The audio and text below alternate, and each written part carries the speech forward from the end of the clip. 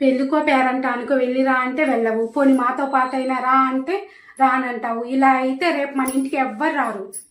అబ్బా, అన్నిటికీ మీరు వెళ్ళొస్తున్నారుగా. మా సంగతి పక్కన పెట్టవే, నువ్వు దేనికో దానికి వెళ్ళొస్తుంటేనే కదా నలుగురికి ఈ అమ్మాయి పలానా వాళ్ళ అమ్మాయి అని తెలిసేది. సరిగ్గా నువ్వు మన చుట్టాలకే తెలీదు నువ్వెవరన్నది. ఇప్పుడు నేను ఎవరన్నది తెలియకపోతే కొంపలేం అంటకపోవలే. ఎల్లుండి మామయ్య వాళ్ళ ఇంట్లో ఏదో ఫంక్షన్ ఉంది కదా, దానికి కూడా నేనే వెళ్ళొస్తాను. ఏ పప్పి పప్పి పప్పి, ఈ ఫంక్షన్కైనా మేము వెళ్ళొస్తామే ప్లీజే. మీరు వెళ్ళి ఏం చేస్తారు? బంధువులతో బాతా కహాని కొట్టి 4 మెతుకులు తిని ఆ తిన్నది అరిగే లోపల ఇంటికి వచ్చేస్తారు. అదే నేను వెళ్ళాననుకో, రిలేటివ్స్తో రీల్స్, పెళ్లి వాళ్ళతో వ్లాగ్స్, అందరితో కలిసి 4 స్టెప్పులు వేసి బాగా ఎంజాయ్ చేసి వస్తాను. ఇలా చెప్పి ఈ మధ్య ప్రతి ఫంక్షన్కు నువ్వే వెళ్ళొస్తున్నావే.